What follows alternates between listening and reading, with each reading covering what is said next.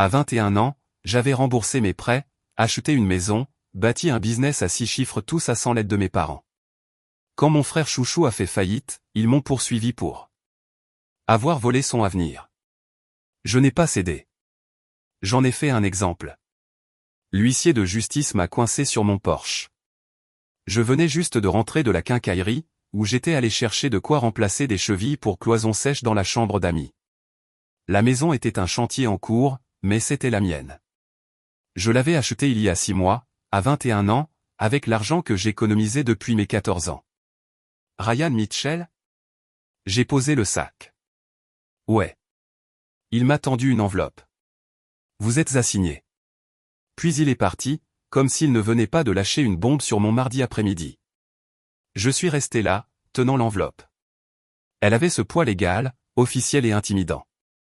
Je l'ai ouverte lentement. Patricia et Donald Mitchell contre Ryan Mitchell. Mes parents me poursuivaient en justice. J'ai lu la première page, puis la seconde, puis je suis revenu en arrière pour les relire, car je pensais sûrement avoir mal compris. Réclamation, entrave délictuelle à un avantage économique futur. Réclamation supplémentaire, enrichissement sans cause, fraude, manquement au devoir familial. Traduction, ils me poursuivaient parce que j'avais réussi, alors que mon frère aîné, Tyler, avait échoué. Les allégations étaient folles. Le défendeur, Ryan Mitchell, a délibérément manipulé la dynamique familiale pour s'assurer des avantages injustes. Le défendeur a refusé de donner des conseils commerciaux cruciaux et un mentorat à son frère, Tyler Mitchell, causant directement l'échec des entreprises de Tyler. Le défendeur a utilisé le nom et la réputation de la famille pour bâtir son entreprise, tout en sabotant les efforts identiques de son frère. Le défendeur a reçu un soutien financier non divulgué de la part de membres de la famille élargie, soutien qu'il a frauduleusement prétendu avoir gagné de manière indépendante. Il réclamait $250 000 de dommages et intérêts, plus le transfert de ma maison à Tyler en guise de restitution pour les opportunités volées. Je me suis assis sur les marches du Porsche. J'ai relu encore une fois. Mon téléphone sonnait déjà. Maman, ai-je répondu. C'est quoi ce bordel? N'ose pas utiliser ce langage avec moi. Tu me poursuis en justice. Tu ne nous as pas laissé le choix. Tu as été égoïste et cruel envers ton frère. Égoïste? Égoïste? J'ai cumulé 3 boulots pendant la fac, alors que vous payiez l'école privée de Tyler. La voix de papa s'est fait entendre en arrière-plan. Passe-le-moi. Le téléphone a changé de main. Ryan, c'est comme ça. Tu peux soit accepter un arrangement raisonnable, soit on se verra au tribunal. Un arrangement pourquoi? Qu'est-ce que j'ai fait? Tu sais exactement ce que tu as fait. Tu as bâti ta petite entreprise en utilisant nos relations familiales. Quelle relation? On est de la classe moyenne. Il n'y a pas de relation. Tu as saboté ton frère. Chaque fois qu'il essayait de lancer quelque chose, tu étais là pour le saper. J'ai proposé de l'aider. J'ai proposé de lui apprendre les bases de la planification d'entreprise. Il m'a dit que je voyais trop petit. La voix de maman à nouveau. Elle avait repris le téléphone. Tu as volé son avenir, Ryan. Cette maison devrait être la sienne. Cette entreprise devrait être la sienne. Tu savais que c'était lui l'entrepreneur de la famille. Il a fait couler 3 entreprises. Vous lui avez donné $100 000, et il a tout perdu parce que vous dites que je l'ai saboté? J'étais à la fac en train de construire mon propre truc. Je ne vivais même pas dans la même ville. La voix de Tyler en fond, plaignarde et forte. C'est ma maison. Je devrais vivre là-bas. Il a volé ma vie. J'ai fermé les yeux. Tyler, tu as 25 ans. Tu vis dans le sous-sol de maman et papa. Je n'ai rien volé. J'ai construit quelque chose. Avec l'aide de notre famille. A crié Tyler. Papy t'a donné de l'argent. Admets-le. Papy est mort depuis 6 ans. Et il nous a laissé le même montant à tous les deux. $2000. Menteur. Tu as eu plus. Tu as forcément eu plus. Je me suis levé. J'en ai fini avec cette conversation. Maman, tu auras des nouvelles de mon avocat. Nous t'emmenons au tribunal et nous allons gagner. Tu as une dette envers ton frère. Tu as une dette envers cette famille. Je ne vous dois rien. J'ai travaillé pour tout ce que j'ai. Vous ne m'avez rien donné, papa. Parce que tu n'avais besoin de rien. Tu as toujours été autonome. Tyler avait besoin de soutien. Donc, tu me punis parce que je ne suis pas un raté. Nous corrigeons une injustice. On se voit au tribunal. Clic, ils ont raccroché. Je suis resté assis là, tenant le téléphone. Puis j'ai appelé mon meilleur ami, Marcus. Yo, quoi de neuf? Mes parents me poursuivent pour 250 000 $. Silence. Quoi? Je lui ai tout raconté. Le procès, les réclamations, l'exigence concernant ma maison. Mec, c'est dingue. Ils peuvent faire ça? Apparemment, ils peuvent déposer la plainte. Gagner, c'est autre chose. C'est à cause de Tyler, c'est ça? L'enfant prodige Tyler qui a échoué à tout? Ouais, mec. Tes parents sont délirants. Tu as tout construit toi-même. Je t'ai vu faire. Ils prétendent que je l'ai saboté. Que j'ai utilisé des relations familiales pour réussir. Marcus a ri. Un rire amer. Des relations familiales? Ton père est cadre intermédiaire et ta mère est ORH. Quelle relation exactement? Qu'est-ce que tu vas faire? Me battre. Je ne leur donnerai pas un centime. Bien. Ils ont perdu la tête. Après avoir raccroché, je me suis assis sur mon porche et j'ai repensé aux 7 dernières années. J'avais 14 ans quand j'ai commencé à travailler. Pas parce que je le voulais, mais parce que j'avais demandé 20 $ à mes parents pour le club de robotique et que papa avait dit, l'argent ne pousse pas sur les arbres, fils. Tu le veux? Gagne-le. Cette même semaine, Tyler a reçu 500 $ pour un camp d'entrepreneuriat. J'ai commencé à tondre des pelouses ce samedi-là, 15 $ de l'heure. À la fin de l'été, j'avais économisé 800 $. Tyler a dépensé ses 500 $ en jeux vidéo et chez Chipotle. Quand j'ai eu 16 ans, j'ai trouvé un vélo d'occasion sur Craigslist pour 80 $. Mes parents me l'ont offert pour mon anniversaire. J'étais reconnaissant. Au moins, ils m'avaient offert quelque chose. 2 mois plus tard, Tyler a eu 16 ans. Ils lui ont acheté une Ford Mustang toute neuve, 35 000 $. Tyler a besoin d'un moyen de transport fiable pour ses opportunités de stage, a expliqué papa quand j'ai demandé pourquoi cette différence. Tyler n'a jamais eu de stage. Il a conduit cette Mustang à des fêtes et l'a détruite lors de sa première année. Ils lui ont acheté une autre voiture. J'ai fait du vélo partout jusqu'à mes 18 ans, où j'ai acheté ma propre voiture, une Honda Civic de 15 ans d'âge pour 3 000 $, économisée grâce au tutorat et à des petits boulots de réparation informatique. La fac, c'était pire. Tyler est entré à Cornell. 75 000 $ par an. Une école de commerce privée, le top, disait maman. Ils ont organisé une fête pour lui. Traiteur pour 100 personnes. Ils ont dépensé 3 000 $ pour célébrer son entrée dans une école coûteuse pour laquelle il s'était à peine qualifié. J'ai obtenu une bourse académique complète à l'université d'État. 4 ans, tout payé, tout couvert. Je leur ai annoncé au dîner. C'est bien, a dit papa. Tu as toujours été autonome. C'était tout. Pas de fête, pas de célébration. J'ai reçu un SMS de maman le lendemain. Félicitations, chérie. Tyler a eu une fête de remise de diplôme quand il a fini le lycée. Un autre grand événement. Des cadeaux, de l'argent, des discours sur son brillant avenir. J'ai obtenu mon diplôme en tant que major de promotion. J'ai reçu une carte avec 50 $ dedans. La fac, c'était 4 années de labeur. Je cumulais 3 emplois à temps partiel. Informatique sur le campus, tutorat, conception web en freelance. Ma bourse couvrait les frais de scolarité, mais j'avais besoin d'argent pour le loyer, la nourriture, les livres. Je travaillais 30 heures par semaine en plus des cours à temps plein. J'ai obtenu mon diplôme avec une moyenne de 3,8, 15 000 $ d'économie et 0 dette. Tyler a obtenu son diplôme de Cornell avec une moyenne de 2,4 et 200 000 $ de prêts étudiants que mes parents avaient co-signés. Le marché du travail est dur pour les nouveaux diplômés, a expliqué maman quand Tyler est revenu vivre à la maison sans aucune offre d'emploi. Je travaillais déjà, je construisais déjà. À 20 ans, j'ai lancé mon entreprise.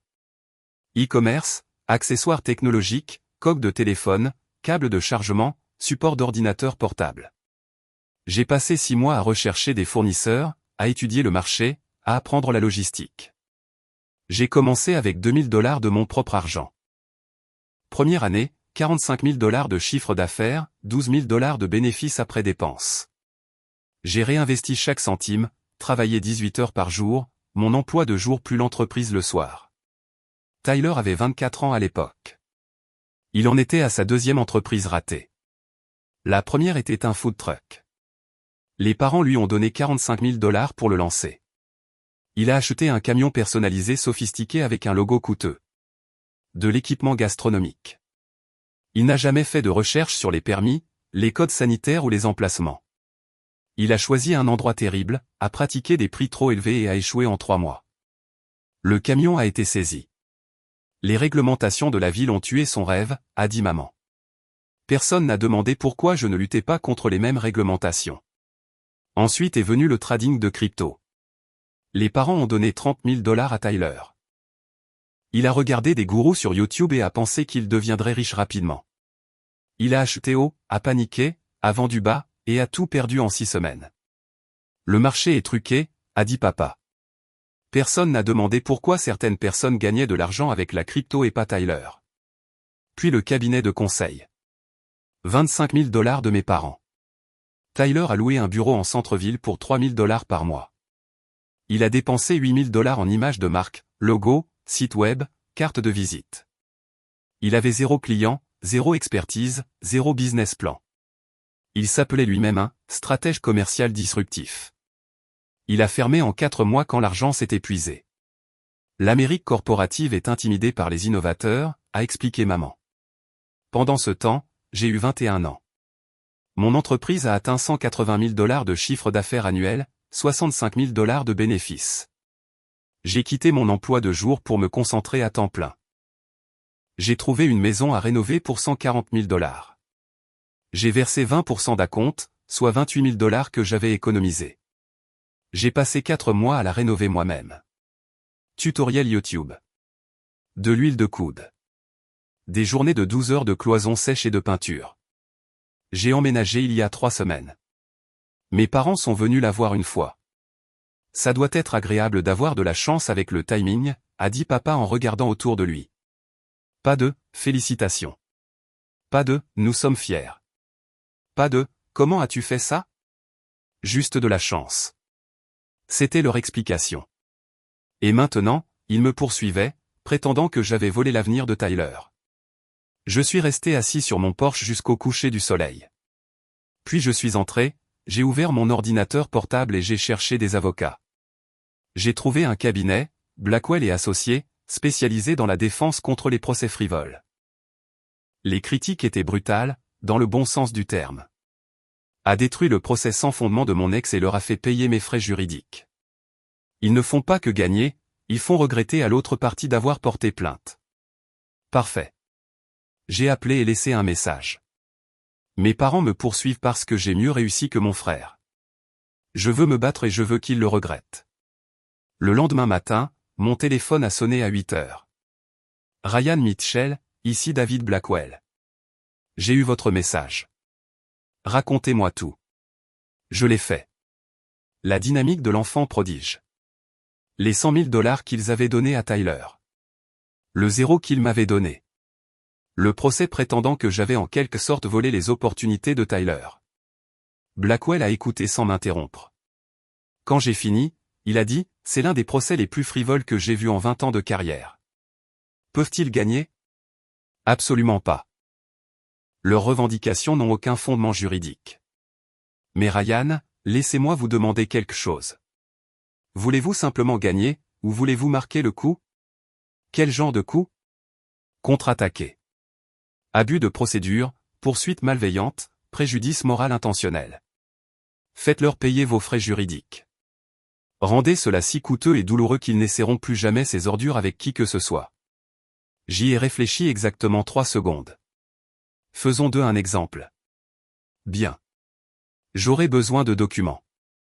Déclaration fiscale, relevé bancaire, dossier de travail, tout ce qui prouve ce que vous dites. J'ai 7 ans de déclaration fiscale, les formulaires W2 de chaque emploi, les documents de création d'entreprise, tout. Parfait. Envoyez tout ça. Ils prétendent qu'il y a fraude, que vous avez secrètement reçu de l'aide. Nous allons prouver qu'ils ont fraudé le tribunal en déposant ces inepties. Combien de temps avant le procès? 6 mois, probablement. La phase de communication des pièces sera intéressante. Nous allons les faire déposer sous serment. Faites-leur expliquer comment vous avez volé des opportunités que vous n'avez jamais demandées. J'ai souri. La première fois depuis que j'avais été assigné. Quand est-ce qu'on commence? On a déjà commencé. Je dépose notre réponse demain. Et Ryan? Ouais. Ils pensent que vous êtes toujours le gamin qui ne se défendrait pas, montrez-leur qui vous êtes devenu. Après l'appel, j'ai passé le reste de la journée à monter mon dossier. J'ai ressorti chaque SMS où il louait la vision de Tyler malgré ses échecs. Chaque publication Facebook célébrant ses projets. Chaque dîner de famille où ils ignoraient mes accomplissements. Chaque reçu montrant que je n'avais jamais reçu un centime d'eux. À minuit, j'avais un document de 47 pages, une chronologie complète. Tyler a reçu 45K pour le food truck, plus 30K pour la crypto, plus 25K pour le consulting, plus 200K de prêts étudiants co-signés. Total de l'investissement parental, 300K. Ryan a reçu 0 $. Statut actuel de Tyler, 180K de dette, vit dans le sous-sol des parents, 3 entreprises ratées. Statut actuel de Ryan, valeur nette de 95K. Propriétaire d'entreprise, propriétaire de maison, 0 dette. Objet, preuve, comment détruire le procès de ses propres parents. Je l'ai envoyé à Blackwell, je suis allé au lit, et j'ai mieux dormi que je ne l'avais fait depuis des semaines, parce que pour la première fois de ma vie, je ne subissais pas leur merde en silence. Ils voulaient une guerre? Ils étaient sur le point d'apprendre de quoi j'étais capable quand j'arrêtais d'être gentil. 2 semaines après avoir engagé Blackwell, la contre-poursuite a frappé. J'étais à mon bureau en train de préparer des commandes quand mon téléphone a sonné. Blackwell. Ils ont été assignés il y a 1 heure. Votre mère a appelé mon bureau en hurlant. Qu'est-ce qu'elle a dit? Que vous êtes un fils ingrat. Que nous sommes des monstres. Qu'elle appelle le barreau? La panique standard quand les gens réalisent qu'ils sont foutus. Qu'est-ce qui se passe maintenant? L'instruction.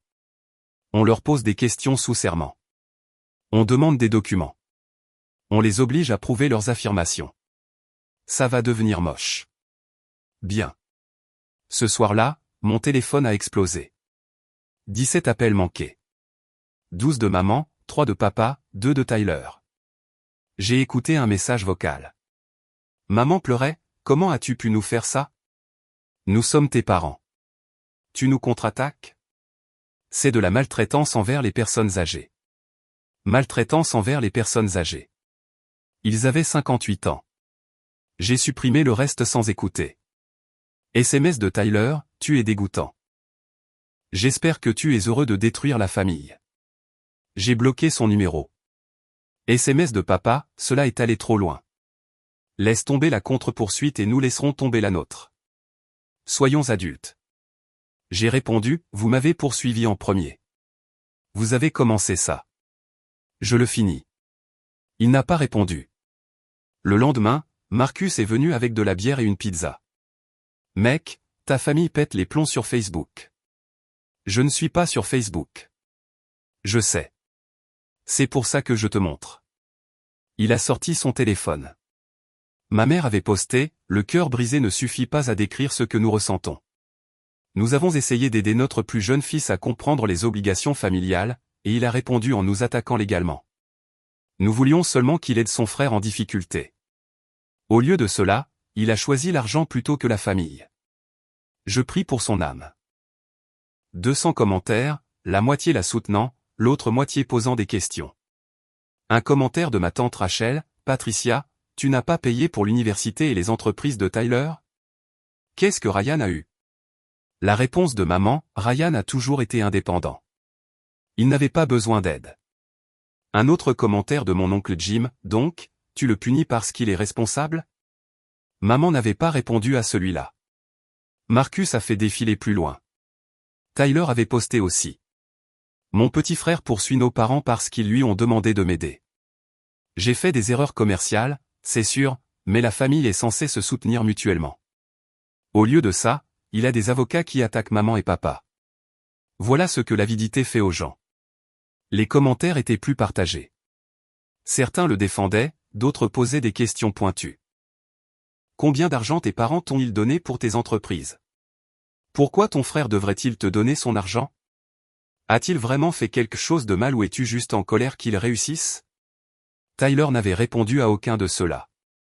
Ils essaient de contrôler le récit, a dit Marcus. Laisse-les faire. La vérité éclatera au tribunal.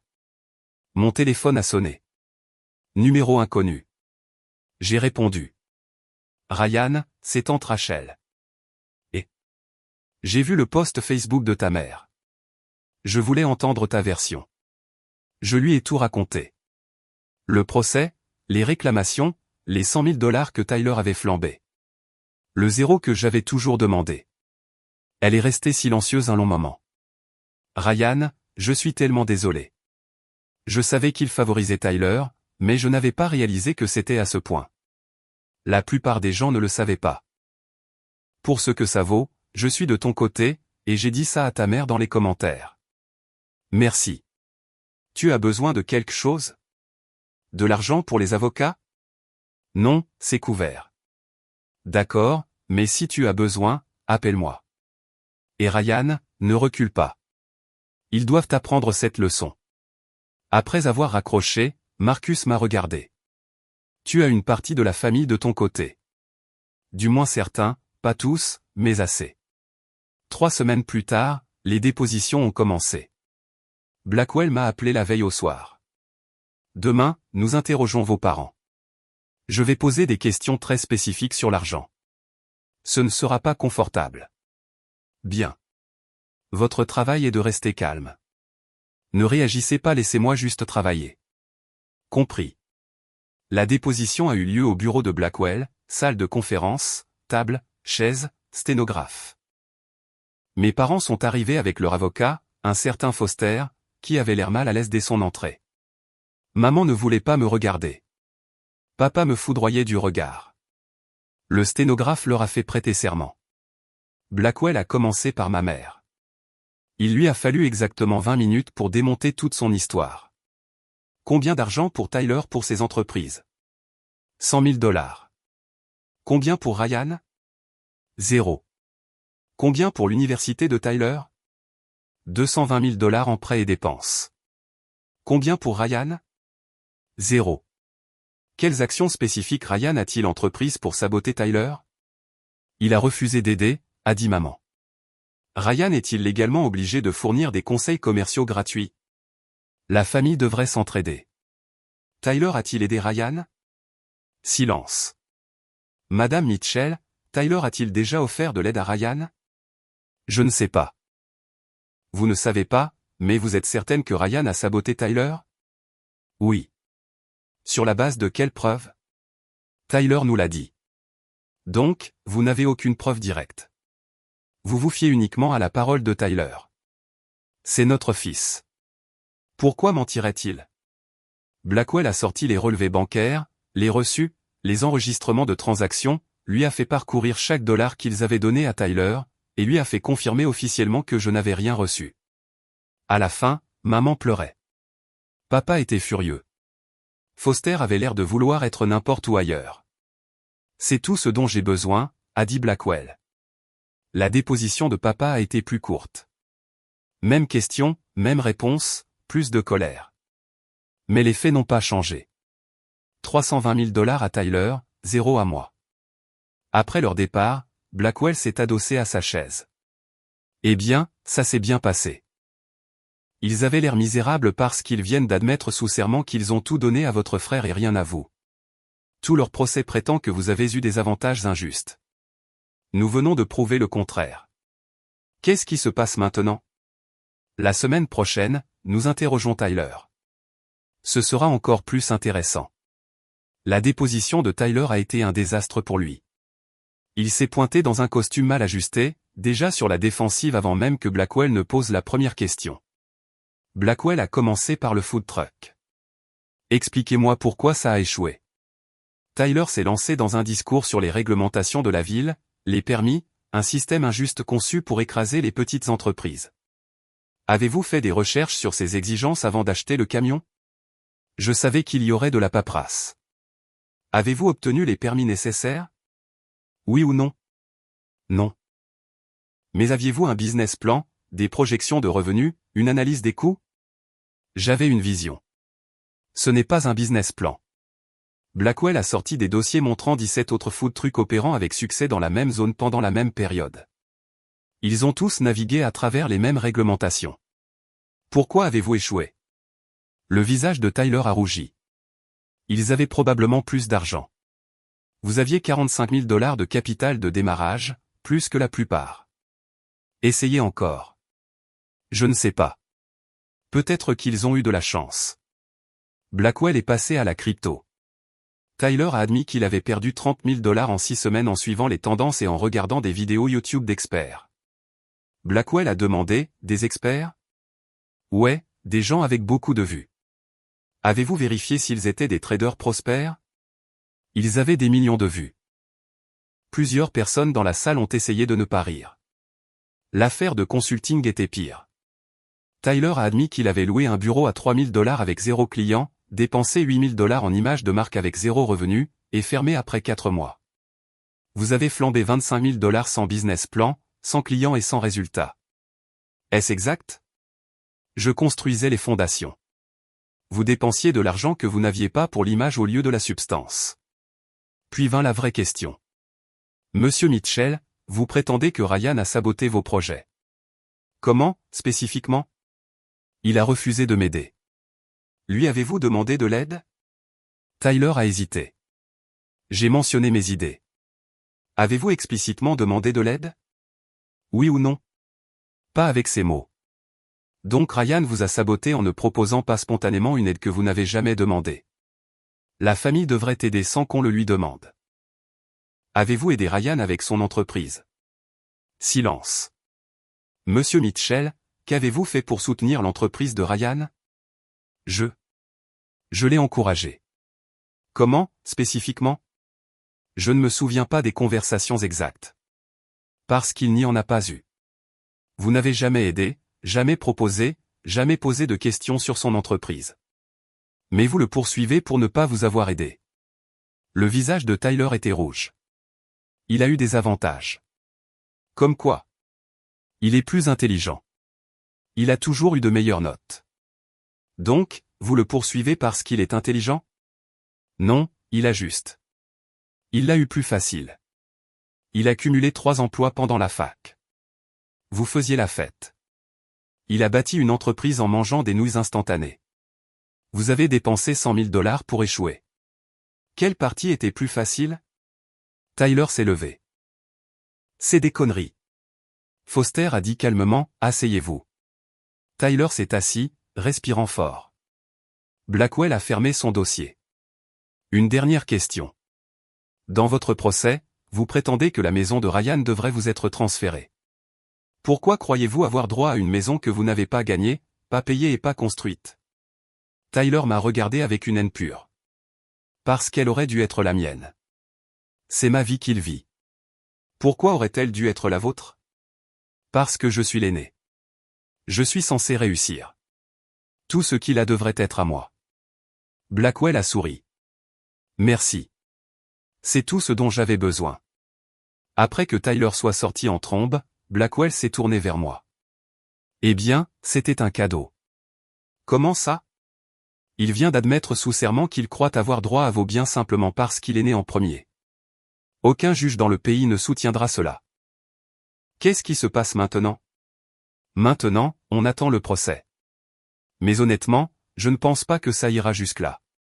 Pourquoi pas? Parce que Foster va leur dire qu'ils n'ont pas de dossier. Nous avons des témoignages qui le prouvent, et notre contre-poursuite va leur coûter plus cher que leur fierté ne peut se le permettre. Il avait raison. 3 jours plus tard, Foster a appelé Blackwell, demandant à discuter d'un règlement. Blackwell m'a appelé. Ils veulent tout laisser tomber, leur procès, notre contre-poursuite. Repartir à zéro. Non. Non. Je veux qu'ils soient sanctionnés. Je veux que le juge statue officiellement que leur procès était frivole. Je veux que ce soit inscrit au dossier qu'ils ont gaspillé le temps du tribunal et le mien. C'est agressif. Ils m'ont poursuivi parce que j'ai réussi. Ils ont essayé de prendre ma maison parce que leur enfant prodige a échoué. Je veux des conséquences. Blackwell est resté silencieux un moment. Puis, d'accord, je dirai à Foster pas d'accord. C'est quand le procès? 4 semaines. Et Ryan, ils vont paniquer quand ils réaliseront que vous êtes sérieux. Bien. Laisse-les paniquer. Cette nuit-là, je me suis assis dans ma maison, celle que j'avais achetée moi-même, rénovée moi-même, gagnée moi-même, et je n'ai absolument rien ressenti. Pas de culpabilité, pas de doute, pas de remords. Ils avaient essayé de me détruire légalement pour le crime d'avoir réussi. Maintenant, ils allaient apprendre ce qui arrive quand on cherche des noix à quelqu'un qui n'a plus rien à prouver et plus rien à perdre. Le procès était dans 4 semaines, et j'allais m'assurer qu'ils s'en souviennent pour le reste de leur vie. 4 semaines ont semblé durer une éternité et aucun temps du tout. Mes parents ont tout essayé pour me faire accepter un règlement. Maman laissait des messages vocaux en pleurant sur la façon dont cela déchirait la famille. Papa envoyait des emails pour me demander d'être raisonnable et de penser à la réputation de la famille. Tyler envoyait des messages depuis de nouveaux numéros que je continuais de bloquer, me traitant de tous les noms. J'ai tout ignoré. Blackwell me tenait au courant des tentatives de plus en plus désespérées de leur avocat pour négocier. Foster a appelé à nouveau, 3e fois cette semaine. Ils sont prêts à abandonner le procès et à payer vos frais juridiques. Non. Ryan, c'est 15 000 $ de frais. C'est une victoire. Je ne veux pas de leur argent. Je veux un jugement. Vous comprenez que cela signifie aller au procès devant un juge avec vos parents? Oui. Et vous êtes prêts pour ça? Je me prépare pour ça depuis toujours, je ne le savais juste pas jusqu'à maintenant. 2 jours avant le procès, Marcus est passé. Tu es sûr de toi, mec? C'est ta famille. Ils ont cessé d'être ma famille quand ils m'ont poursuivi. Et si tu gagnes et qu'ils perdent tout? Leurs économies, leur réputation. Ils auraient dû y penser avant de porter plainte. Aucun regret. J'y ai réfléchi. Vraiment réfléchi. La seule chose que je regrette, c'est de ne pas avoir fixé de limites plus tôt, de les avoir laissés me traiter comme si j'étais moins important que Tyler pendant 21 ans. Ça, j'ai désigné les documents juridiques sur ma table, c'est juste la conséquence finale de leur choix. D'accord, je serai là. Au premier rang. Jour du procès. Je portais un costume que j'avais acheté spécifiquement pour ça. Bleu marine, bien ajusté, professionnel. J'avais l'air de quelqu'un qui maîtrisait la situation, parce que c'était le cas. Le tribunal était en centre-ville. Vieux bâtiment, sol en marbre, cet écho spécifique qui rend tout plus sérieux. Blackwell m'a retrouvé à l'extérieur de la salle d'audience. Prêt? Ouais. Souvenez-vous, restez calme. Laissez-moi parler. La juge va vous poser quelques questions. Répondez simplement honnêtement. N'enjolivez pas. Ne devenez pas émotif. Compris. Et Ryan, nous allons gagner. Nous sommes entrés. Mes parents étaient déjà là avec Foster. Maman avait l'air d'avoir vieilli de 5 ans. Papa avait l'air en colère. Tyler était assis derrière eux, les bras croisés, me foudroyant du regard. La juge était une femme dans la soixantaine. La juge Patricia Hernandez. Blackwell m'avait dit qu'elle avait la réputation de ne pas tolérer les conneries. Parfait. Levez-vous. Nous nous sommes levés. La juge Hernandez est entrée, s'est assise, a examiné ses notes. Veuillez vous asseoir. Nous sommes ici aujourd'hui pour l'affaire Mitchell contre Mitchell, numéro de dossier 2024 CV 8847. Maître Foster, vos clients ont déposé la plainte originale. Veuillez résumer votre dossier. Foster s'est levé. Il avait l'air mal à l'aise. Votre honneur, les plaignants allèguent que le défendeur, Ryan Mitchell, s'est livré à une entrave délictuelle et à un enrichissement sans causant. Permettez-moi de vous arrêter là, a dit la juge Hernandez. J'ai examiné les dépositions.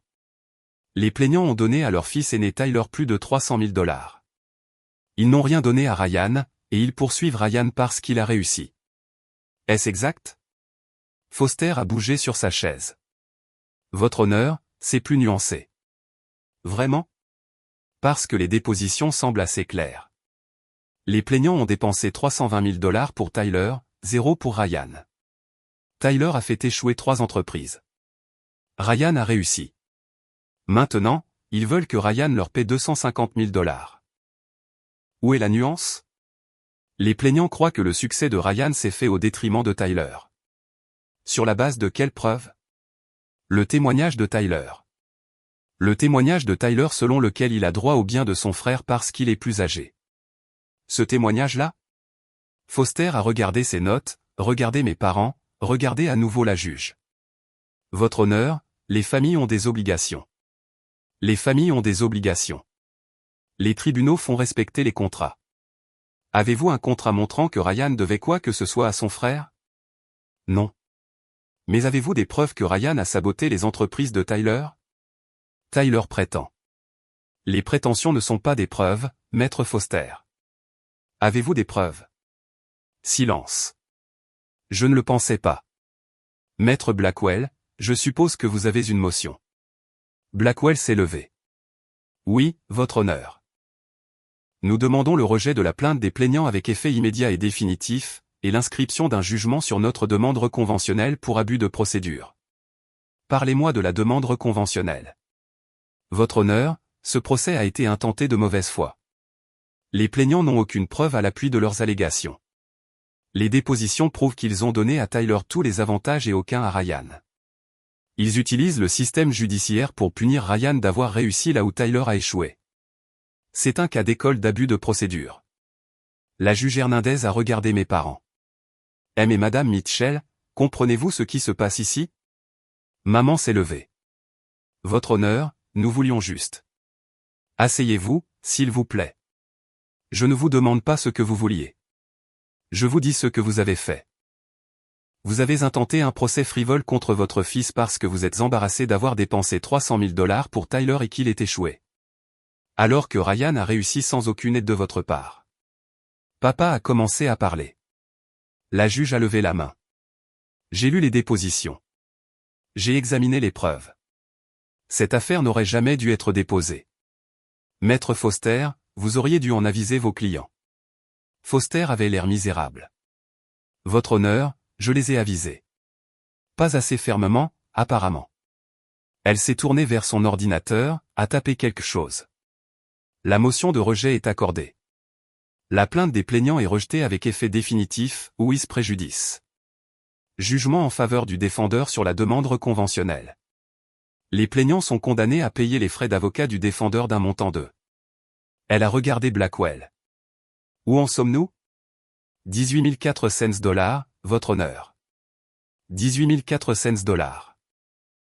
De plus, je sanctionne les plaignants d'un montant de 5 000 $ pour avoir intenté un procès frivole. C'est payable au tribunal, pas au défendeur. Ma mère a eu le souffle coupé. Papa a mis sa tête dans ses mains. En outre, a poursuivi la juge Hernandez, j'ordonne que ce jugement soit inscrit au registre public avec une mention indiquant qu'il s'agissait d'un procès frivole intenté de mauvaise foi.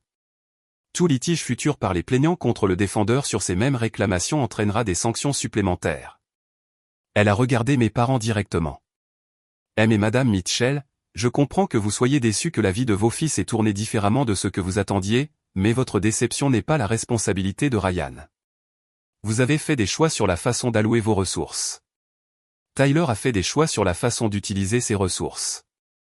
Ryan a fait des choix différents. Il a réussi. Ce n'est pas un crime. Ce n'est pas une entrave délictuelle. C'est la vie. Mais votre honneur. Maman a essayé. Je n'ai pas fini. Vous êtes venu dans ce tribunal en demandant $250 000 et une maison que votre fils a gagnée lui-même.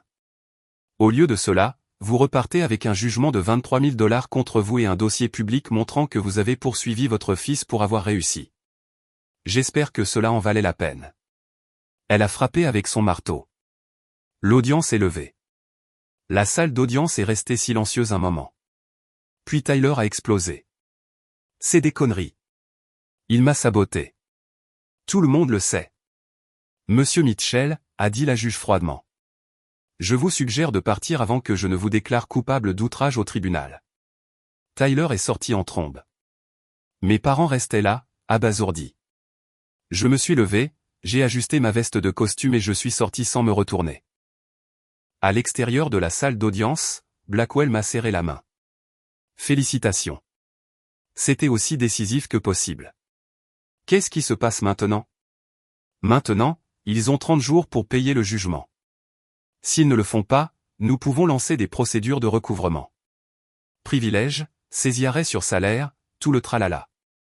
Vont-ils payer? Probablement. L'alternative est pire. Mais Ryan, comprenez bien que cela va détruire votre relation avec eux. Elle était déjà détruite. Ça l'a juste rendue officielle. Marcus attendait dans le couloir. Mec, j'ai entendu la juge à travers la porte. Elle les a détruits. Ouais, elle l'a fait. Comment te sens-tu? J'y ai réfléchi. Libre. Ce soir-là, les retombées ont commencé. Tyler a posté sur Facebook, le système judiciaire est une blague. Mon frère a dépensé des milliers en avocats pour détruire notre famille. Une juge corrompue a pris son parti parce qu'il a de l'argent. C'est ce que l'Amérique est devenue. La famille ne signifie rien. L'argent est tout. Les commentaires étaient brutaux. Ne l'as-tu pas poursuivi en premier? Juge corrompu? Elle n'a juste pas statué en ta faveur. Peut-être trouver un emploi au lieu de blâmer ton frère. Tyler a supprimé le post 1 heure plus tard. Maman a posté, nous avons perdu au tribunal aujourd'hui. Pas parce que nous avions tort, mais parce que le système favorise les riches. Nous avons essayé d'enseigner à notre fils les valeurs familiales. Au lieu de cela, il nous a appris que le succès corrompt. Je prie pour son âme. Tante Rachel a commenté, Patricia, tu l'as poursuivi. Tu as perdu. Peut-être est-il temps de faire une introspection au lieu de jouer la victime. Oncle Jim a commenté, tu as dépensé 3 cents 20K sur Tyler et $0 sur Ryan, puis tu as poursuivi Ryan pour avoir réussi. À quoi t'attendais-tu? Maman a supprimé tout le post. 3 jours plus tard, j'ai reçu un appel de tante Rachel. Ryan, tes parents ont des ennuis. Quel genre d'ennuis? Financiers. Ils ont refinancé la maison 2 fois pour financer les entreprises de Tyler. Entre ça et le jugement, ils se dirigent vers la faillite. Ce n'est pas mon problème. Je sais. Je te le dis juste au cas où ils essaieraient de te faire culpabiliser. Ils ont tout essayé d'autre. Comment vas-tu? Vraiment? Honnêtement, mieux que je ne l'ai été depuis des années. Bien. Tu as fait la bonne chose. Ils avaient besoin de conséquences. Merci, Rachel. Une semaine après le jugement, j'étais dans mon atelier. J'avais converti une partie de mon garage quand quelqu'un a frappé. J'ai ouvert la porte. Tyler se tenait là. Il faut qu'on parle. Non, on n'a pas à parler. S'il te plaît, juste 5 minutes. Contre mon meilleur jugement, je l'ai laissé entrer. Il avait l'air terrible. Mal rasé, vêtements froissés, cernes sous les yeux. Qu'est-ce que tu veux, Tyler? J'ai besoin d'argent. J'ai failli rire. Tu plaisantes. Je suis sérieux. Maman et papa sont fauchés. Ils vont perdre la maison. Je vis dans ma voiture. J'ai besoin d'aide. Tu as besoin d'aide. Après m'avoir poursuivi, après avoir prétendu que ma maison devrait être la tienne, après m'avoir traité de tous les noms, j'étais en colère. Tu étais arrogant. Tu le es toujours. Tu penses que parce que tu es plus âgé, parce que tu étais le préféré de maman et papa, tu mérites ce que j'ai construit. Ce n'est pas le cas. J'ai fait des erreurs. Tu as fait des choix, de mauvais choix, à plusieurs reprises, et maintenant tu fais face aux conséquences. Bienvenue dans l'âge adulte. Donc, tu vas juste nous laisser tout perdre? Tu as tout perdu tout seul, Tyler. 3 entreprises, $100 000, la retraite de tes parents. C'est tout toi. Je n'ai rien saboté. Tu as fait ça toi-même. S'il te plaît, je suis ton frère. Non, tu es quelqu'un avec qui j'ai un lien biologique et qui a passé toute sa vie à me traiter comme si j'étais moins important. Et maintenant que j'ai réussi malgré toi, malgré eux, tu veux que je te renfloue? La réponse est non. Ryan. Sors de ma maison. Tu vas vraiment faire ça? Tourner le dos à la famille. Tu m'as tourné le dos au moment où tu m'as poursuivi. Maintenant, je rends juste ça officiel. Sors. Il est parti. J'ai fermé la porte. Je suis resté là 1 minute. Je n'ai rien ressenti. Pas de culpabilité, pas de regret, pas de remords, juste la paix. 2 mois plus tard, mes parents ont déposé le bilan. Ils ont perdu la maison, ont emménagé dans un petit appartement. Tyler a emménagé avec eux. Tous les 3 entassés dans un 2 pièces. Le chat de groupe familial, celui que j'avais quitté il y a des années, a apparemment explosé de drame. Rachel me tenait au courant, même si je ne demandais jamais. Certains parents m'ont blâmé, m'ont traité de sans-cœur, ont dit que la famille devrait rester soudée. D'autres comprenaient, disaient que mes parents avaient creusé leur propre tombe. Je m'en fichais de toute façon. Je construisais ma vie. Mon entreprise a atteint 250 000 $ de chiffre d'affaires. J'ai embauché mon premier employé, commencé à planifier l'expansion, acheté de nouveaux équipements pour l'atelier, enfin fini de rénover la salle de bain des invités, commencé à sortir avec quelqu'un, une fille nommée Emma que j'avais rencontrée lors d'un événement de réseautage d'affaires. Elle était intelligente, drôle, construisant sa propre agence de marketing. Je lui ai parlé de ma famille lors de notre 3e rendez-vous. Ils t'ont poursuivi. Elle était choquée. Ouais, parce que j'avais réussi.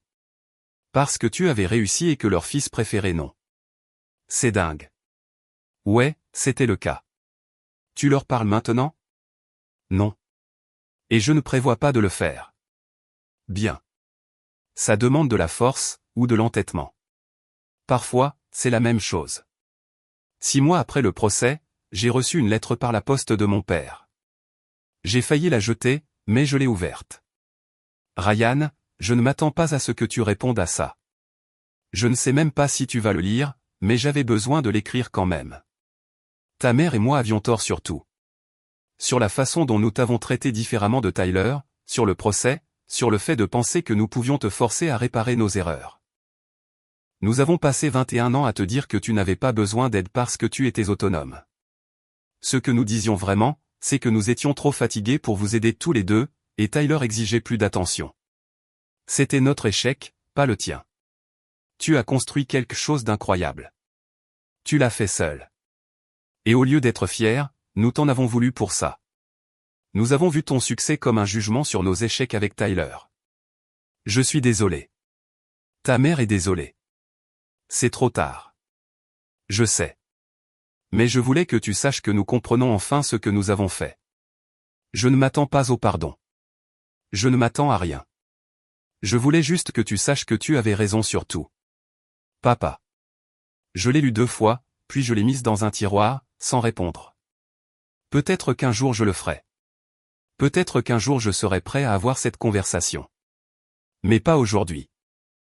Aujourd'hui, j'avais une entreprise à faire tourner, une vie à construire, un avenir qui était entièrement le mien. Et c'était suffisant. 2 ans plus tard, j'étais dans un café en train de passer en revue les rapports trimestriels quand Tyler est entré. Je l'ai vu avant qu'il ne me voie. Il avait l'air différent, plus mince, fatigué, portant l'uniforme d'un magasin de vente au détail avec un badge, les cheveux coupés courts et pratiques. Rien du look stylé sur lequel il passait 1 heure avant. Il a commandé un café, s'est retourné et s'est figé quand il m'a vu. Pendant un moment, aucun de nous n'a bougé. Puis il s'est approché lentement. Ryan. Tyler. Je peux m'asseoir juste 1 minute? J'ai désigné la chaise. Il s'est assis prudemment, comme s'il s'attendait à ce que je change d'avis. Je ne suis pas là pour de l'argent, a-t-il dit immédiatement. J'ai juste. Je t'ai vu et j'ai pensé que je devrais enfin dire ce que j'aurais dû dire il y a 2 ans. J'ai attendu. Je suis désolé pour tout. Le procès, l'arrogance, tout ça. J'ai détruit ma propre vie, Ryan. Ce n'est pas toi. C'est moi. Il avait l'air vraiment brisé. Différent du Tyler qui avait hurlé que ma maison devrait être la sienne. Je suis en thérapie depuis 18 mois, a-t-il continué. Une vraie thérapie, le genre où tu fais face à ce que tu as fait de mal au lieu de blâmer tout le monde. Et qu'est-ce que tu as fait de mal? Tout. J'ai passé 25 ans à penser que le monde me devait le succès parce que j'étais l'aîné, parce que maman et papa croyaient en moi. Mais je n'ai jamais fourni le travail. Je voulais juste des résultats sans effort. Il a fixé son café. Le procès a été le point le plus bas. Je me suis vraiment convaincu que tu avais volé ma vie. C'est dire à quel point j'étais délirant. Mais toucher le fond, tout perdre, vivre dans ma voiture, travailler dans la vente au détail à 27 ans. La réalité ne pouvait plus être ignorée. Où en es-tu maintenant? Gérant au magasin. Je rembourse maman et papa $50 par mois. Je prends des cours du soir sur les fondamentaux du commerce. Ça prendra des années, mais je le fais correctement cette fois. Je l'ai étudié. Ce n'était pas de la manipulation. C'était quelqu'un qui avait été brisé et qui essayait de se reconstruire. J'apprécie les excuses, ai-je dit. Mais je ne sais pas si je peux t'avoir à nouveau dans ma vie. Peut-être un jour. Pas maintenant. Je comprends. C'est plus que juste. Il s'est levé, a tendu la main. Je l'ai serré. Prends soin de toi, Ryan. Toi aussi. Après son départ, je suis resté assis là un moment à assimiler. Mon téléphone a vibré. SMS d'Emma, ma petite amie depuis 1 an et demi. Toujours bon pour le dîner ce soir? Ouais. 19h, je t'aime. Je t'aime aussi. Ce soir-là, au dîner, j'ai raconté à Emma la rencontre. Comment te sens-tu? A-t-elle demandé. Honnêtement, je ne sais pas. Il semblait sincère. Penses-tu que vous vous réconcilierez un jour? Peut-être. Quand il aura prouvé que c'est réel, pas juste quand il a besoin de quelque chose. Quand assez de temps aura passé pour que je sois sûr que c'est sain. Il y a une différence entre garder rancune et avoir des limites. 6 mois plus tard, mon entreprise a atteint $500 000 de chiffre d'affaires. J'ai embauché 2 autres employés, j'ai déménagé dans un vrai bureau. Emma a emménagé avec moi. Progressivement, naturellement, nos vies ont fusionné. Un samedi, j'ai reçu un appel de papa. Nous avions été en contact minimal. Il envoyait des nouvelles occasionnelles. Je les lisais, mais répondais rarement. Tyler a été promu gérant, a-t-il dit. Il va vraiment bien. Il m'a remboursé $1000 de plus ce mois-ci. C'est bien. Pause. Ryan, je n'attends rien de toi. Mais je voulais que tu saches que ta mère et moi sommes fiers de toi. Nous aurions dû dire ça il y a 20 ans. Ma gorge s'est serrée. Merci, papa. Je sais que c'est trop tard, mais je voulais que tu l'entendes quand même. 1 an après avoir croisé Tyler, j'ai reçu une lettre de papa avec un chèque de banque à l'intérieur. 18 400 $. Le montant exact du jugement. Tyler voulait que je t'envoie ça. Ça lui a pris 2 ans, mais il a remboursé la totalité du jugement. Il voulait que tu saches qu'il est sérieux à propos de réparer les choses. Pas d'attente, juste de la responsabilité. Papa. J'ai fixé le chèque pendant un long moment. Puis j'ai appelé Tyler. C'est Ryan. J'ai reçu le chèque. Je voulais arranger les choses, a-t-il dit doucement. 2 ans d'économie, mais je l'ai fait. Tu n'étais pas obligé.